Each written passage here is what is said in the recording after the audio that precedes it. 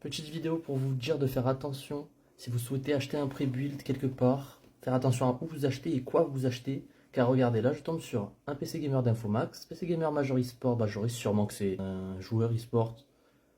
Et ben nous avons un 9800X3D avec une 4068 Go avec 32 Go de RAM, donc en vrai ça c'est bon.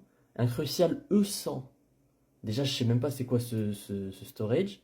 Je suis allé voir. Déjà moi je connaissais déjà le P3 qui était bien nul, mais alors celui-là, tout vert, un peu no-name que personne connaît, je vous avoue que ça m'inspire pas confiance. Un water cooling en 240 mm, parce qu'on n'arrête pas le progrès, c'est sûr que pour un processeur qui consomme autant et qui chauffe autant, c'est vrai que bon, ça doit vachement bien le refroidir quoi. Et l'argument d'Infomax sur ça, c'est super pour les jeux compétitifs, du type Fortnite, CS2, etc. Alors ok d'accord, mais je rappelle quand même le prix 1800 €.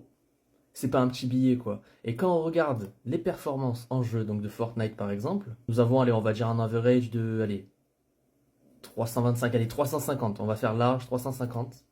En performance mode, hein, je rappelle, tout est en performance mode.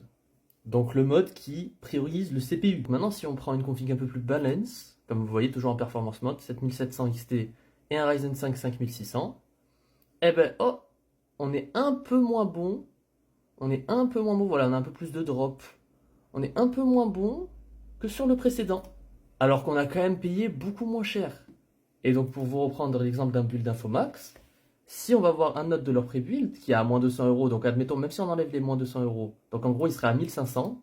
À 1500 €, vous aurez une RX 7800 XT en 16 Go, donc du coup vous êtes vraiment large pour tout ce qui est 1440p, voire un tout petit peu de 4K sur certains jeux.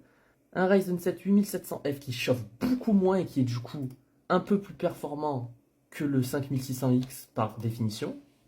Bon, c'est toujours le même stockage un peu douteux, mais voilà.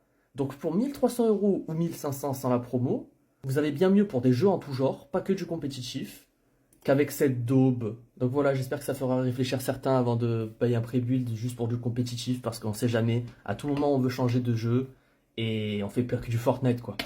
Et il vaut mieux être un peu plus touche à tout quand t'achètes un PC gamer que sur du compétitif. Après c'est mon avis, mais voilà. Bref, ciao ciao.